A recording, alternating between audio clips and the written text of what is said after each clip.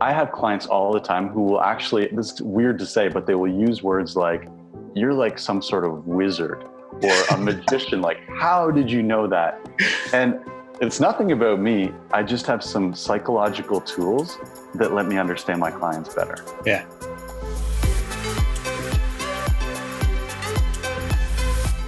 What's up, fitness fans? Welcome back to the Future of Fitness podcast and interview series. This is your host, Eric Malzone, and this is episode number 123. I don't know why that's funny to me. It's episode number 123. It's just that easy, right? With Dave Smith, the man. So Dave Smith, there are very, very few people who've been in the online coaching space as long as Dave. He now hails from Vancouver, originally from Toronto. These Canadians, there's just something to it, what they're doing up there. And man, just so much great information. I'm going to talk to you about more about it in a second. But if you're thinking about online coaching, the allure is obvious, right? You can work with a lot of clients. You can live anywhere in the world. You work with anyone in the world. You can make a great living doing it. And I've done online coaching for a while, really enjoyed it. And it's a real thing. But it's different. It's not as easy as everyone always suspects it may be. So we're going to talk about that more in a second. But before I do, I just want to read a really great review from Lisa Box and Bomb. She says, informative and entertaining. Eric does an excellent job of selecting great guests and conducting interviews in a way that allows the guests to tell their stories and share their knowledge. A really enjoyable podcast, whether or not you're in the fitness profession. Lisa, thank you.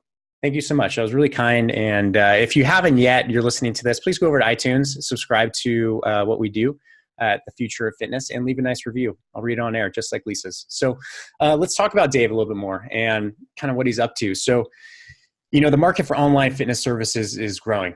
It's growing at an exponential rate, really. Many personal trainers really have no idea how to get in, what to offer, or how to deliver the results they want for their online clients, right? Transformational results. That's what it's all about. Online personal training is not about delivering workouts or meals plans. You have to be a coach. And you have to know a different way of coaching. You have to deliver it differently. And then you have to have the systems to scale. So in this episode, Dave Smith, he's with the Online Trainers Federation. He's the founder. He shares exactly how you can set yourself apart from the wannabe online personal trainers as you build your profitable and scalable online fitness business. So he's been nice enough. If you go to onlinetrainersfederation.com, that is onlinetrainersfederation.com/Eric. ERIC, there is a $200 discount code waiting for you for his certification. So that's $200. That's pretty solid, right? So go to onlinetrainersfederation.com/Eric, ERIC, and use the promo code Modern Fit Pro. Got it? Modern Fit Pro. onlinetrainersfederation.com/Eric. Modern Fit Pro. Discount code will give you $200 off his certification. So go check it out. It's well worth it. And you can tell by this interview, Dave knows his stuff and he's not going to mess around. He's going to deliver the value for you and help you grow your business significantly online because it's worth it. You're worth it. So without further ado, let's get into it. Episode number 123, Dave Smith from the onlinetradersfederation.com. Enjoy. All right. And we're live. Dave Smith, welcome to the show, man. Hey, Eric, man, my pleasure to be here. Yeah, it's a lot of fun. I've had a lot of actually great conversations with you over the last 60, 90 days. And I've very much come to respect the business you've built, the way that you do business. And I think there's a lot that people can learn today. So let's do this. Kick it off. Let's tell us your story, man. How did you get into this wild world of fitness? Man, so my birthday was last Thursday and I turned 39 and everyone's giving me a hard time because I've only got 1 year left of, I guess, being young. So this story's I'm gonna make 42. Take it easy. Yeah. You're over the hill, man. I'll be there in a year. So this story is going to date me, but I became a personal trainer in 2001. So this is my 18th year in the industry. And honestly, I started it pretty much like every other personal trainer. I was scrounging for clients. I was going to clients' homes. So I wasn't working in a big box gym at that point. Going to clients' homes, putting ads in newspapers. Actually, I was on a podcast yesterday talking about acquiring clients. And I was telling the story of how my first client actually came from a classified ad in a newspaper, which again tells how old I am. I don't know if classifieds even exist anymore. Yeah, they do. Just no one uses them. Yeah. Exactly. Yeah. So I was grinding it out as a personal trainer, and my background is actually all business. I have 2 business degrees, but just love fitness. And so I kind of called myself like a businessman in the fitness industry. And I realized what an awful business model. I was driving all over my city, and on a busy day, like if I saw 5 clients, that was a really busy day because there's so much commuting in between. And so I'd run the numbers and think, okay, I'm kind of like maxing out a salary. I might be able to make like 50 or 60 grand doing this. That's like not a great business model. And so I scrapped that. I bought a new bungalow house with this huge basement in it. And again, like most personal trainers, we think about this dream of, well, if I just had a gym in my basement and people came to me, this is going to be so great. So I opened up this little home gym, and clients started coming to me, less commuting, that's fine. Then I realized like people are walking through my living room and they're using my bathroom and they're going into my kitchen. This was like kind of weird. Simultaneously, I got a cease and desist order from the city saying that I can't run a commercial, like a business out of my home. And I was like, okay, I guess this business model isn't going to be the one. And so within a span of about 6 months, I'm an action taker. Within a span of about 6 months, I went out and bought a commercial property, hired a construction crew, and had begun work on building a gym. And so built this physical gym, thought, okay, now my career has like reached a pinnacle. I hired a team of personal trainers, like had everything set up so that I could earn passive income. My goal was to kind of manage the facility and kind of sit back and watch my bank account grow. And I quickly learned that that's not the case. A gym owner is probably the busiest personal trainer on the face of the planet. I was training clients still. I was managing a team. And I think I told you this before, Eric, but honestly, like the straw that broke the camel's back for me was there was a night where my cleaning crew didn't show up. I'm in the gym, like on my hands and knees, scrubbing the bathroom floor, scrubbing toilets, just thinking, what has my life become? And so I was quite confident in that moment that gym ownership wasn't going to be my lifelong career path. Funnily enough, so I'm in this place where I just want to divest and get out of this business. One of my competitors in the city where I was operating in comes to me within the span of 2 weeks of that moment and says, Dave, we're looking to expand. We want to buy your business, buy your gym, buy like your client roster, take over your personal trainers, take the whole operation from you.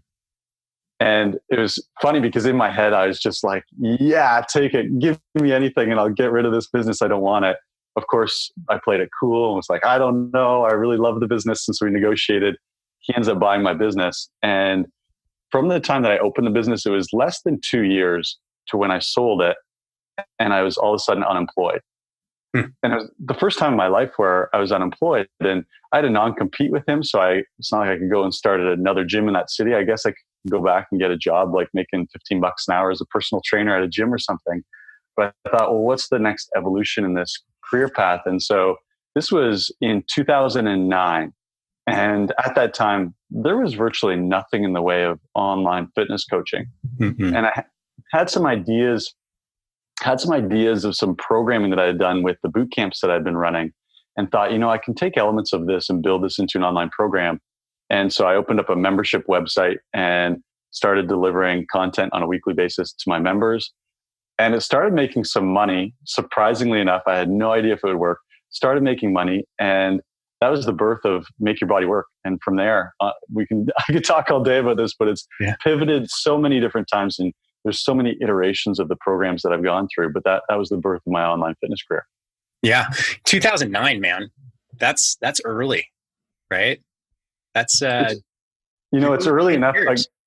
This is my 10-year anniversary since I sold my gym. It's so, talking about dating and feeling old, it's so early that my first business model, again, it was a streaming video content providing service. So people paid to get access to these home workouts that they could do. And I'd make I'd film 2 workouts a week, put them in the membership portal, and people would do the workouts. When I started, that model actually had like a lot of legs. Like I was acquiring a lot of customers. The first year was really good. And then, what changed it was in 2010, the next year was like really the rise of YouTube.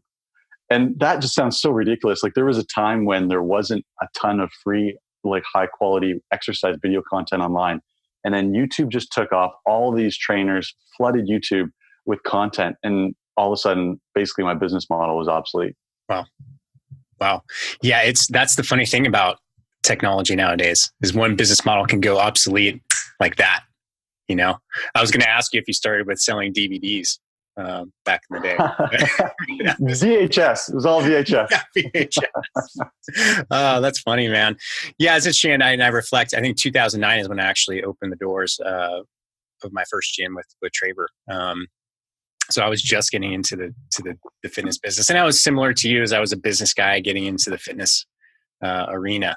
And I'm so thankful I had the business background, because I think it's something obviously that a lot of fitness professionals do not have that mindset or skill set, and nor do they really want to learn it at times. So, I love that you say that. Throughout my career, I get asked this all the time. Like, Dave, if you could go back and do it again, wouldn't you choose to get like a kinesiology degree or a science degree or something that lends itself better to fitness? And like I said, I've got 2 business degrees and minored in psychology.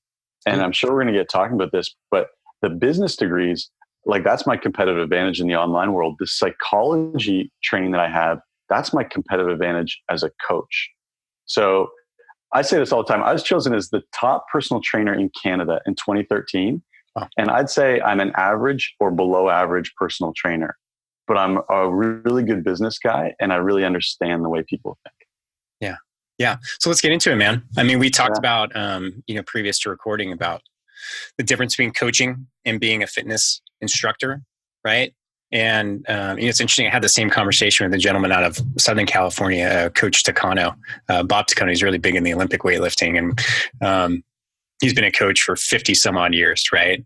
And but he's not in the online space at all. But I'm curious to get your take on the differences, especially with a psychology background, because that's really, the psychology of it is tremendous. Anybody who's been training people for more than like a few days realize that you get into some really deep stuff at times. I had a lot of people break down and cry in my office. Like, that was just a normal thing, and I didn't sign up for that. I didn't think that's what I was going to be doing, but there it was. Right? So yeah, man, tell us, what do you think is the difference between coaching and fitness instruction? Yeah, it's a good question. Fitness instruction, when I started Make Your Body Work, that's all it was. It was video fitness instruction. And like I said, the value that's provided in that is so easily usurped by something like YouTube. So there's fitness instruction all around us every single day. Coaching, I break it down into what I call the 3 C's. And if you can provide these 3 C's, you're instantly set apart from probably 90 or 95% of the other coaches out there. The first one is confidence. So as a coach, we instill confidence in our clients that they can actually move from point A to point B. Point A is like where they're dissatisfied, they feel frustrated, they feel hopeless. Point B is where they feel successful, they feel hopeful, they've seen some results. And as a coach, the very first thing that I want to do with every single client is to get them mastering little skills that previously they didn't have in their repertoire or in their arsenal, so that they start feeling successful. And that confidence just builds and builds and builds. And it's cool. Like, you've probably seen, any coaches who are watching this, you've probably seen this happen without even thinking about it with your clients. That day when they couldn't squat, with proper form, and then there's something that just clicked and they got it. It didn't matter if they lost any weight. It didn't matter if they squatted 5 pounds or 150 pounds. It was just the fact that they mastered a little skill. And so as a coach, we're looking for those opportunities and building our clients up from day number 1 that they can do this. So it's that confidence. Awesome. Number 2 is consistency. And again, coaches, everyone who's watching this, you guys know this, that we have to enable our clients to be consistent with action, because, the best action not done without consistency isn't going to lead to any results. And these 2 go so hand in hand. Think about this. If your client is coached in such a way that he or she is actually confident that they can change and that you are the person who's going to lead them to change, they are going to be monumentally more consistent with their actions. Contrast that with, I'll use my video streaming service because it's such a bad coaching model. If I give exercise videos to clients, they're probably not that confident that it's going to change their lives, because they've tried workouts before. They've probably been on YouTube before. They've probably gone to a boot camp class before. So the confidence, it's kind of mediocre. Therefore, the consistency isn't there, because as we all know, no one gets results in a day. And so if they start doing this workout program here and there, a month goes by, they haven't really seen any results because the consistency hasn't been there. that confidence completely goes away. And then they stop using my program and stop paying me money, and my business doesn't succeed. So it's the same thing for you guys. No matter what your model is, can you coach so that your clients have confidence? When you do that, they will then act consistently. And then the third C, and I know this sounds like kind of airy fairy, but it's the most important one, is do your clients feel cared for? When I go to the gym, so I train at, like, just personally at many different gyms, and I'm always watching personal trainers. And some of the personal trainers are awesome. And you can see that there's eye contact. You can see that there's like true engagement. You can see that it's not just a personal training relationship. There's actually some interpersonal relationship going on there as well. And those clients that are cared for, you can tell that they really like being there. And Eric, maybe you've been there and you see the other personal trainers who like have a notepad or an app, and they're kind of like sitting there looking at their watch, and when their client's doing something, they're like texting on their phone. Yeah. And there's no relationship. And I don't know, I just feel like I can see the end of that business relationship. That client's contract's going to come up in a month or 6 months, and they're out the door. Whereas the ones that feel cared for, they're going to be there 3 years from now. And so these are some things that, you know, coaches in person can naturally do or not naturally do. But as an online coach, we really have to build in a lot of systems that make sure that our clients feel that care without us actually having to be, I don't want to be on all my online clients on a call with them every single day, you know, telling them how great they are and building them up. So there has to be a system that does that care for me. Yeah. Well, let's get into that, man, because that was my next topic of conversation with you, is systems. Because you're great. You know, we were laughing before this because I could easily have 10 conversations with people and build relationships all day long, right? But when it comes to like automation and systems and all that stuff, I gag. Like I just like if I have to write out an SOP, even though it would physically only take me about 20 minutes to do, it'll take me a month to get it done, because I just would rather, you know, I don't know, do many other things. That. And so I would find this very valuable, you know, like how do you develop a system for something so human, right? As making people feel like they're cared for. Mm-hmm. Honestly, Eric, I can talk about this all day. I love nerding out over this stuff. Yeah, I'll tell you a couple like key pieces. So the onboarding process is so important, because when you get a new client in the door, if right off the bat you can get them to feel like they're understood and cared for, then you can automate much of that process or that relationship afterwards, because it's kind of like that first impressions thing. You know, you never get a second chance to make a first impression. It's very true in the online coaching world. So one of the things that I use is, are you familiar with the 4 Tendencies?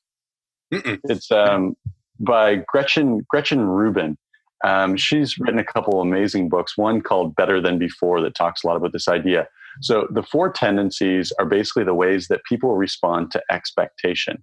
And this is huge for coaches to understand. Whether if you're watching this, you're in person or online, start using this. So actually, Eric, I'll give you a link to, there's a quiz so people can take a quiz and find out which of the 4 tendencies they are. So I'll go through these really quickly and talk about how this applies to coaching. So the first tendency is someone called an obliger. And an obliger is the type of person who they love meeting someone else's expectations, but they have a really hard time meeting their own expectations. And so you can imagine a lot of clients in the fitness world are obligers, because they want to exercise, they want to eat well, but if it's just up to them, that's not enough motivation. The expectation isn't strong enough of a force. But if they have a coach and the coach is asking them to do these things, an obliger desperately wants to please that coach.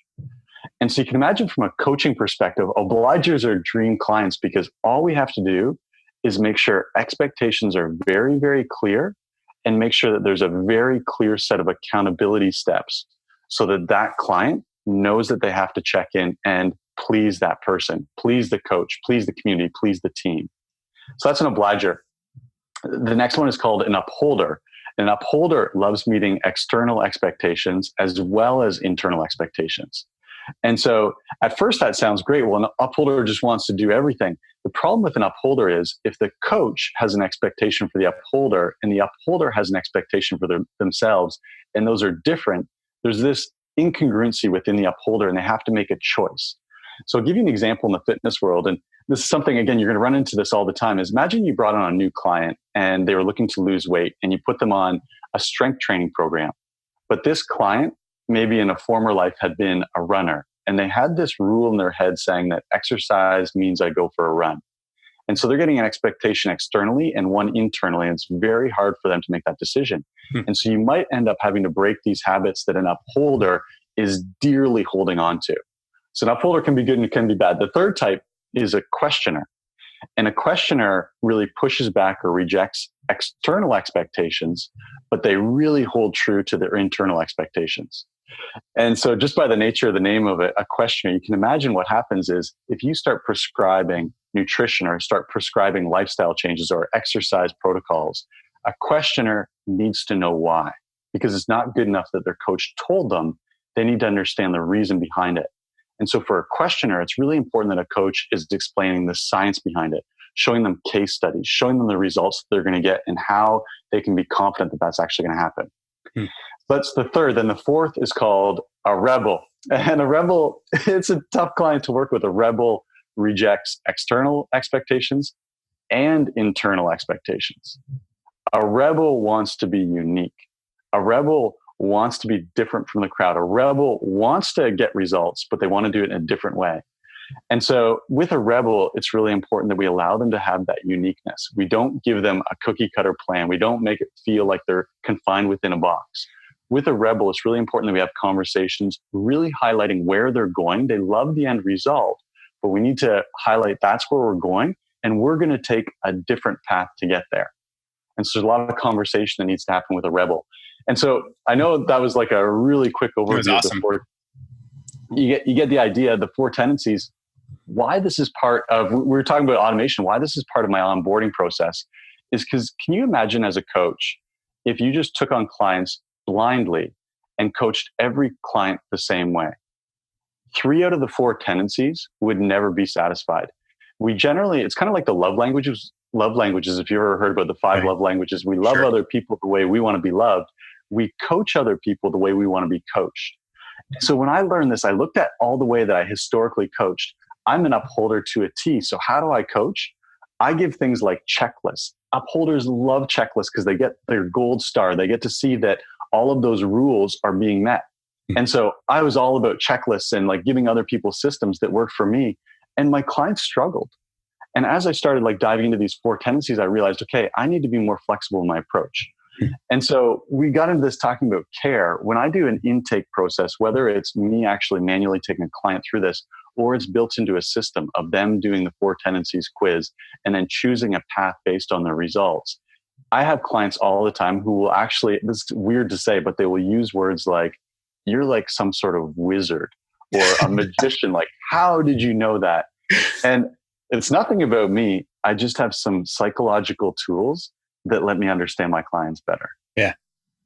Yeah. So what are you? Well, first of all, before we get into it, I feel like I'm listening to you talk and I feel like I fluctuate between all 4, like in any given. Seriously. You know, like I look back and like, okay, when, I hired my first coach, I was definitely an obliger, right? It also depends on the relationship with the coach. Like my first coach was James Fitzgerald recently on the podcast. And I was like, whatever this guy says, I'm going to do because he knows his shit. Right. But then I also see myself very much as a questioner and then occasionally as a rebel. Right. People kind of fluctuate through those, or am I just psychotic? No, like it's a spectrum, like anything, right? None of us are ever like perfectly in a box for anything. So there could be, depending on the situation, those different elements. But I will say, so your example that you gave of when you have a coach that you really respect and trust, your questioner side can be suppressed because you've given way to the fact that this person has found those answers. And so things that might raise like a red flag or a question in your mind previously, you're able to internally just kind of do away with that subconsciously. Yeah. And what have you found about yourself? Yeah, like I said, like upholder in pretty much every circumstance, which is good and bad. My fiance is also an upholder. And so the relationship dynamic when 2 people think that the set of rules is very important and sometimes those sets of rules are different, that makes things interesting. Yeah. Oh, yeah. Yeah, for sure. I'm trying to think. My wife is definitely a questioner of everything. So that always makes it interesting. Okay, so we have, kind of an understanding now of the four tendencies and the interrelationships between the coach and the client. So how do we start creating the systems behind that? How does that start to form? So the way that I've done it is basically I took those four tendencies and I asked myself, if I truly want to automate and scale my business, I need to think of a coaching model that will appeal to each of those four tendencies. Otherwise, I'm left to be this bottleneck where I need to figure that out on each individual basis. Yeah. And so I use a coaching framework that I call Believe, Do, Have. And the way Believe, Do, Have works is whenever I'm asking my clients to take on a new habit or a new action, we first talk about the belief. So I'll give an example. Say I wanted my clients to start sleeping longer or going to bed earlier. Mm-hmm. We would talk about the reasons why sleep will impact their results from the gym, why being well slept allows them to make better nutritional choices the next day. Being well slept allows them to do all these things that leads to their goal of, I only deal with clients that are looking to lose weight. So it leads to them losing weight. And so we go through, if I was coaching someone one-on-one, we talk through this. My programs are all automated. So I'll have video content that teaches this believe. And then after that believe section, there's an ask. So there's a piece of homework where my clients will go into our Facebook community and they'll have to comment on it. And it's talking about, do you actually believe this? What questions do you have? Is there anything that you're unsure about? And so you can imagine as I start talking about this, which of the four tendencies am I appealing to with the belief section? That questioner, they're getting all their questions answered. And if I miss something in the video, they talk about it in community. Well, after everyone believes that this is true, the next step is do. So we believe this is true. Well, what are we going to do about it? Questioner's already satisfied. The do is a list of homework steps. And so with the sleep example, we go through a set of experiments to figure out what your ideal time is to be going to bed at night. Now, an obliger, they're going to love this because it's literally just follow the rules, check the box, and do it within a Facebook community. So everyone else has this expectation that they're going to be commenting in there.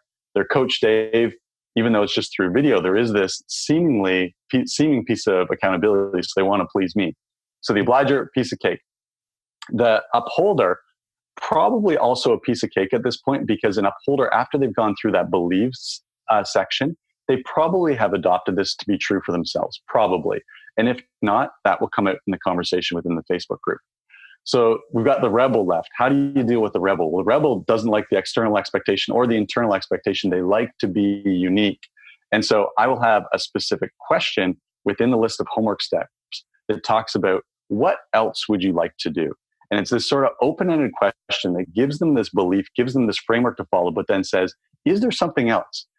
And the neat thing with a rebel is they do have a rational thought. So once they see this and they see the plan and they see the end result, this end result is really seductive to them.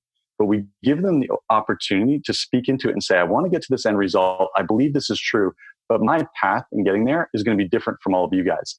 And rebels, sometimes it's a psychological trick because their unique path is usually like 2% different from everyone else. So it's pretty much the same path, but they just want to own it. Yeah. And so you can see how just that believe, do, have framework can appeal to all of the different four tendencies. The last piece that I do have, and again, this goes back to the upholders, is I'm all about habit stacking. So we'll do something like this sleep exercise. And there is a tracking form that I give to people to use and to report back into the group. And the upholders, man, they're checking that thing off all day, snapping photos, posting that in the group. Some of the other tendencies might not naturally do it because their needs are already satisfied.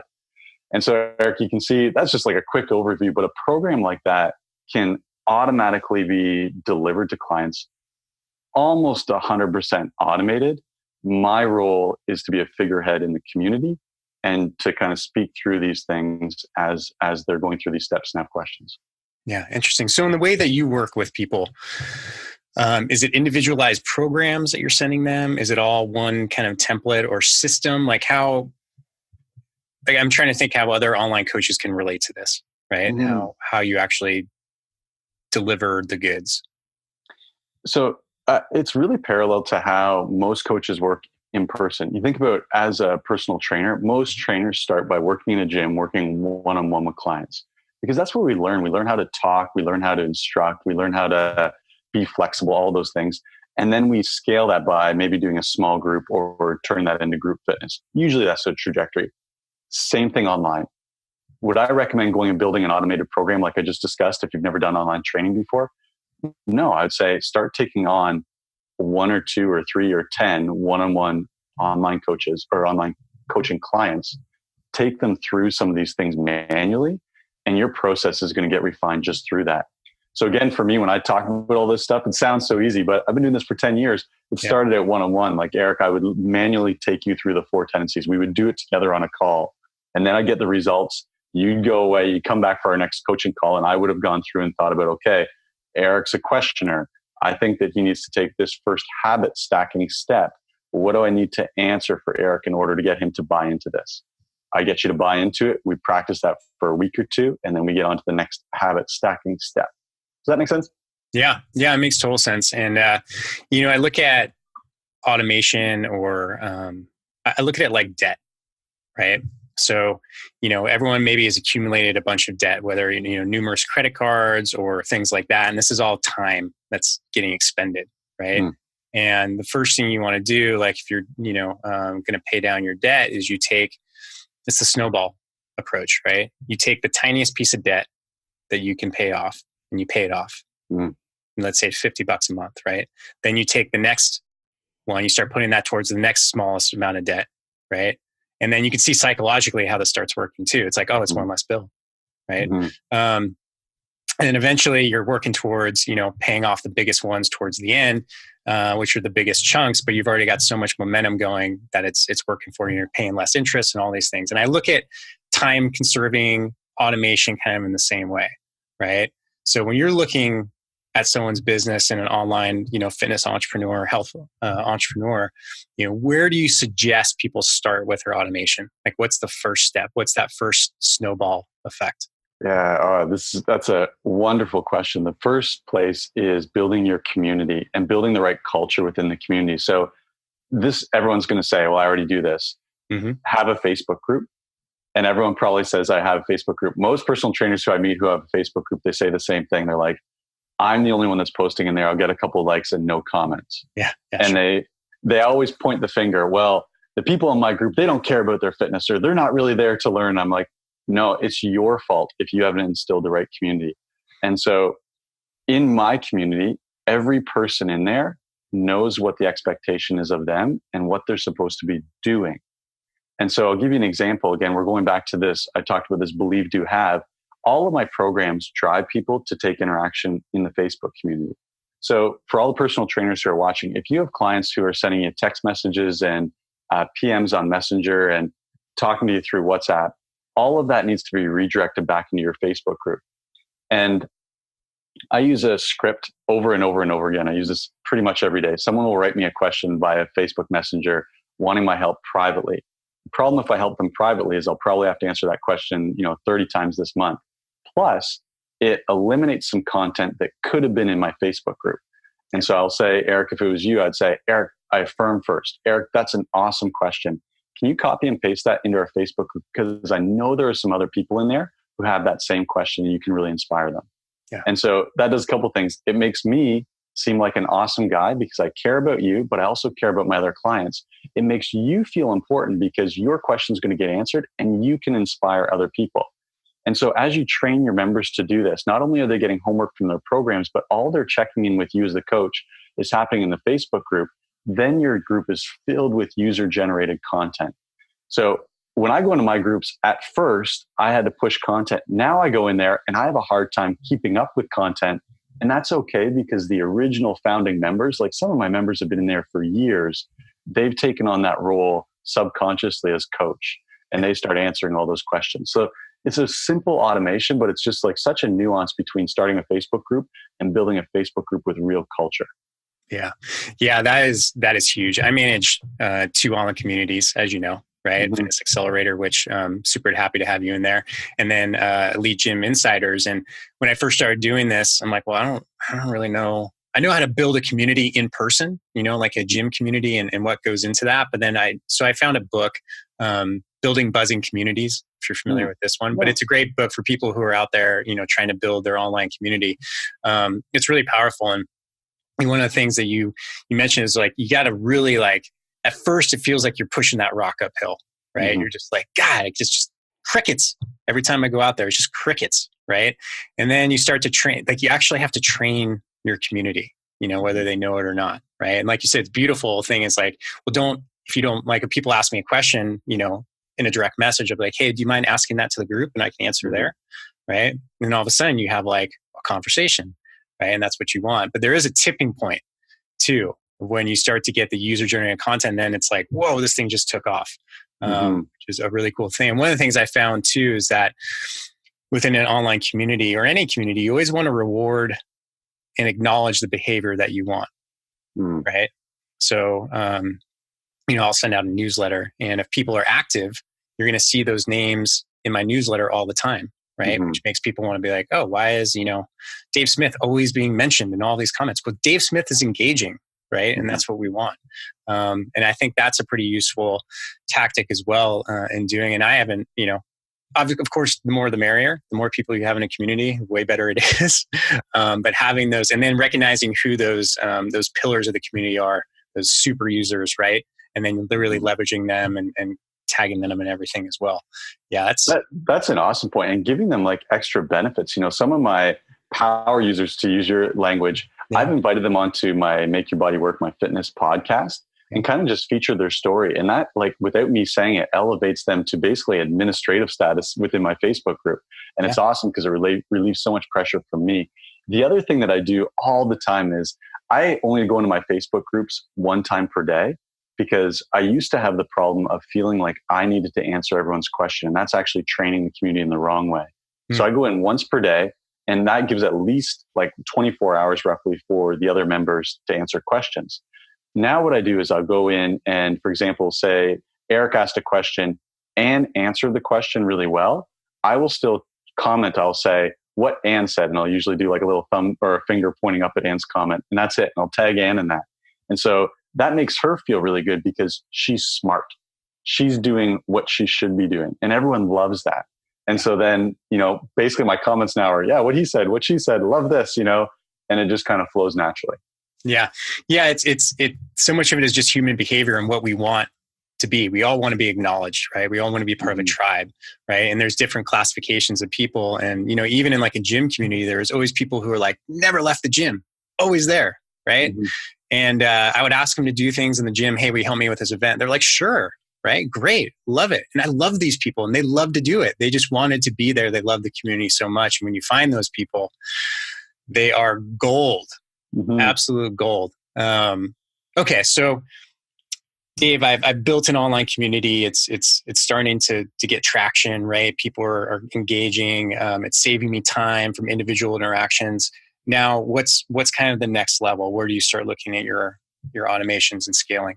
So now it becomes programming. Like I said, coach first manually, learn all the tactics that work manually, and now think about how can you build that into a system. So we'll nerd out and talk a little bit about tech stuff here. So my programs, they all run through ClickFunnels. And so people come into my different fitness programs, they buy different things, and they're all directed to what I call a dashboard. In that dashboard, their programs are revealed to them, usually dripped out over a period of time based on when they joined. So they're always going back to the dashboard for the content. When I talked about, for example, that believe, do, have structure, that would be video content within their dashboard. Simultaneously, I have a series of email automations that coincide with what's being dripped in the dashboard. So you join my program, you get a welcome video, you get a welcome email. The next day, you get a day number 1 email, and it tells you, hey, this is what I need you to do in the dashboard. And then you're interacting in the Facebook community. And so, for example, one of my programs is called Wink, Waist Shrink. It's a belly fat program. It is a 72-day program. So I have 72 email automations coinciding with 72 lessons in the dashboard with 72 pieces of homework in the Facebook community. And so you can just imagine the volume of activity that's happening with me literally doing zero, I guess, except for showing up in the Facebook community and liking and giving people thumbs up. Yeah. So that's where it can go. And then from an automation standpoint, in terms of marketing, the other thing that's like really important, I think a lot of fitness professionals, they miss this. In your community, it's so important to have your clients plus your prospects. So people ask me this all the time, who's in your community? Should it just be paying clients? Then you have another group? No, listen, when you have your clients, doing all these automated steps, talking about their homework, and this little tribe of clients in that particular program is getting really tight and really excited. What are the other 90% of women who are in my group doing who aren't part of that program? They're joining in, and sometimes they try and replicate. They don't really know what's going on, but they'll try and mimic what these people are doing, and they'll comment and they'll ask questions. And these people become my salespeople. Happens every single day. Where did you get that meal plan from? Oh, I got it from Dave's Wink program. Ask Dave about it. Tag Dave. Send Dave a PM. And then the sales, it just becomes this cycle. FOMO, watching the clients.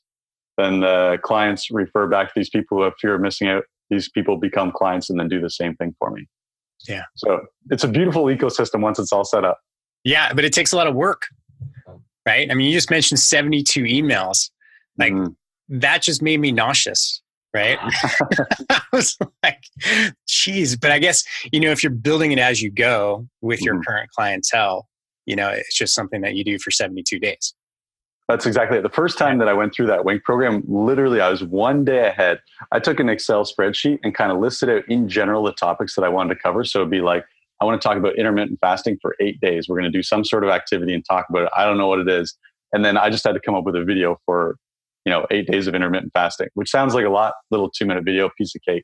Yeah. Once it's done the first time, geez, I've been rolling that program for 3 years now and literally haven't touched it since the first time. Amazing. So, if there's probably a point where people are not ready for automation and scaling, right? Like they just need to do the work. And I think that's a big thing that a lot of people are missing, especially, we were talking previous recording of these, all the business coaches who are telling new online trainers that, hey, we'll get you to, 6 figures in, 3 days. And, it's just, no, you actually got to go out and do the work, right? You can't just, especially if no one knows who you are. That's the other thing is you got to have an audience too. So at what point do you recommend, and maybe I'm sure it's different and it's case by case, but is there a generalization of when people are ready to scale?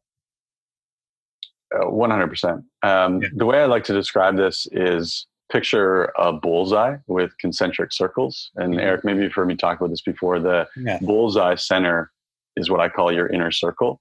And that's your former clients. So I'm imagining that you're an in-person personal trainer right now. Your former clients, your existing clients, your former coworkers, your friends and your family, they're all in your inner circle. You have rapport, you got that know, like, and trust. Launch a program to them. You can, when I get trainers that come to me and say, I don't have any audience, in a nice way, I say, yes, you do. Like, kind of give me a break. You've got this inner circle. Everyone thinks that I need to run Facebook ads and they're trying to go out here when they haven't even proven that they can sell here. So you sell here, 5 or 10 people in, start working through your programs manually. Start to figure out your systems. Then what's the next step? After you've exhausted this inner circle, the next easiest way to get clients is through partnerships. Eric, like imagine if I saw you on the street and was like, hey, I've got this business program that's going to help you grow your business. You should buy it. Like, my name's Dave. Hey, nice to meet you. You're not going to buy it. But if, our mutual friend, someone from a Slack community said, Eric, you got to meet this guy, Dave, because he's crushing it online and can help you do the same. I've instantly got like this halo effect because our mutual friend connected us. Yeah. And so for everyone listening, if you think you don't have an audience, here's my challenge to you. Think of 5 people in your industry who target a similar demographic as you. They can't offer the exact same product or service as you. Otherwise, you're just a direct competitor. So think of someone who offers something different. What can you do in terms of a partnership to instantly expand your audience? So easy. So we go partnerships. From there, we start thinking about organic traffic. And man, this is where I can get super nerdy talking about SEO and YouTube marketing and blog posting and all that stuff. And then comes your PPC, pay-per-click. So for someone who's like trying to get into this right now, man, inner circle, just start grinding it out. And very quickly, you're going to figure out what works. And then we start moving out. Yeah. It's great. It's brilliant. How important when you're working with your online coaches is finding a niche? Is that something that you coach them right up front to do, or is that something that people kind of find as they go? That's a good question. I actually say the opposite of what most business coaches say. One of the first steps in many business coaching programs you're going to get into is going to help you, like, quote unquote, nail down your niche or niche, however you want to say it. Yeah, right I go back and forth by hour. Yeah. Here's the problem is, and I see this all the time, coaches will say, okay, I need a niche. Who would be a profitable niche? And this is one I hear all the time. I'm targeting busy business executives who travel all the time and don't have time for the gym. I had a guy actually 2 weeks ago, he messaged me on Facebook and he was saying that this is what he wanted to do. And he had all these grandiose plans of how much he was going to charge these people. And so I asked him, I was like, well, how many of those clients have bought your program right now? And he's like, well, none. I've never like sold any of them online. How many of those clients are you working with face to face? Well, I'm not working with any of them face to face, but and you get this idea that we're told to pick a niche, but we have no experience in that niche. And so instead, I talk about starter niche, and a starter niche is simply, we don't want to target everyone. We want to have some sort of focus. I typically find that targeting men and women at the same time is tough. Not impossible, but it's tough. And so maybe that's it. Maybe I'm targeting guys who want to lose weight. Is that a niche? Nah, not at all. But it's a market segment. And as I start speaking to those guys and interacting with them manually, my niche is going to come out. And so anyone who's listening, if you feel like you're stuck on the niche, geez, don't let that be your stumbling block. Just launch. It'll be revealed to you within your first year for sure. Yeah. Yeah. Great advice, man. And it's, generally too, is you have to find out who you enjoy working with. And that can only be done by working with a wide variety of people. And then and then I also look, I was talking to Andrea I think she's out of Florida, but, she started targeting busy women, 35 to 55 in her online coaching, but she had been a police officer for 18 years. And I was like, well, don't you know a lot of police officers? She's like, yeah, I know a lot. I'm like, well, have you talked to them yet? And she's like, well, no. I'm like, well, maybe you could be the coach for female law enforcement officers. Yeah. She's like, whoa. And I think a lot of it comes from don't discredit your personal life experience and your relatability to a specific audience. And, that's that inner target that you're talking about, right? I think that's really powerful too, is look at, the communities that you've been a part of for a long time and the ones that you've already built trust in. And that's a brilliant place to start too. I love your example because that was an obvious niche. And some people have that, like they have a very obvious one. Other people don't. And so they just start grasping at things that they think will be profitable. And that's what we want to avoid. Yeah. I have one of my business clients, her name is Kat, and her mom is a nurse practitioner and quite a well-known one who does a lot of speaking and traveling around at different conferences and such. And so Kat's an online coach. I started coaching her business. She was already doing quite well. But just like you were talking about the police officer example, we started dialing in on nurse practitioners. And we actually did a split test with Facebook ads. It was the exact same funnel. The ads, one of them just spoke to women in that age demographic. So it's sort of like 55 plus, like an older demographic. And then the other one was speaking to nurse practitioners. And the nurse practitioner one, like it wasn't even close. Honestly, within about 3 days, the data was so obviously pointing here. And so now her entire business model, and she's selling like thousands and thousands and thousands of dollars of coaching only to nurse practitioners. It's great. Yeah. It's great. Yeah, I love it. And it's, I urge people to really look at what they're familiar with because, especially when you go online, when I found, going from a brick and mortar, a local business to online was like, and my first thought was, well, I'm going to have, now I'm a global audience. There's going to be people everywhere, right? I can grab anybody and they'll be a client, right? But no, there's so much noise and you really have to learn how to speak, specifically to the pains and needs of an audience. And I think it helps. It's a lot easier when you have nurse practitioners or police officers that have particular problems that you can solve. Dave, man, you obviously help coaches do this, all of this, right? And I know you just released a certification program too. Is this stuff that you cover? Or what do you cover in your certification program? Yeah, honestly, my goal with the certification is really two things. Number one is to level up online coaching skills. Awesome. It's painful for me to see this. I see so many personal trainers who, like you alluded to, they see these dollar figures and think, I love working out. I love being in the gym. I'm going to create workout programs online and earn $1 million this year. And that's not being a coach. That's not actually adding value. There's all that content already out there for free. Yeah. And so I want to help personal trainers who have a passion for fitness learn the psychology and learn the processes to be awesome coaches so that their business can really scale. So yeah, the certification it's to become a certified online fitness coach. And basically the program, I take you through everything that I do as a coach and then also the business building, the marketing side of things so that you actually know how to sell. Yeah. Awesome. Awesome. And there's very few people out there who have 10 years of experience in the online coaching space because it just didn't exist, that long. It hasn't been around. You're probably one of the very first people. So you're head and shoulders above most with the experience on it. Well, Dave, man, if people want to find out about that certification, where do you send them? Or just find out about you, right? Yeah, people can go two places. I highly recommend you join the Online Trainers Federation Facebook group. And man, you want to see a culture in action, join that Facebook group and watch everything that we talked about today. Like watch it unfold. And then I tell my clients this, mimic this in your business. So if you go to onlinetrainersfederation.com/Facebook, you can request to join and I'll let you in. Just tell me that you came from Eric. And if you want to check out the certification, if you go to onlinetrainersfederation.com/Eric, Eric, you're the star of the show. That'll take you over to the certification and you guys can check it out. And yeah, I highly, highly recommend. We're actually going to have, you can put this in the show notes. I'm going to give your audience, I don't know if I told you this, Eric, but I'm going to give you guys a special discount code that's going to save you a couple $100 off your certification. And this is, of course, if you need your continuing education credits, your CECs or CEUs, this is one way to get it. So if you've ever thought about becoming an online coach, building an online business, and you already need to up-level your skills for your certification, this is a great place to do it. So onlinetrainersfederation.com/Eric, and I'll give you a discount code and you can, share that with your audience and they can save some money at the same time. Right on. Right on. Dave, man, it's always great talking to you. In this one, we really got in deep on some cool stuff. So it's a lot of value that I brought today and I appreciate it. My pleasure, man. Yeah, I love chatting with you as well. So anytime. Yeah. All right, man. We'll talk soon. Ladies and gentlemen, Dave Smith. Hey, fitness fans, don't leave yet. It's your host, Eric Malzone, and I have a quick favor to ask. Actually, 3 favors. So, number 1, if you're a fan of our show, I ask you to do something that takes under 3 minutes. Go to iTunes, please, and subscribe to our show. Please, please, please. It means so much to us. It's so important. And then give us a favorable review. We would really, really appreciate it.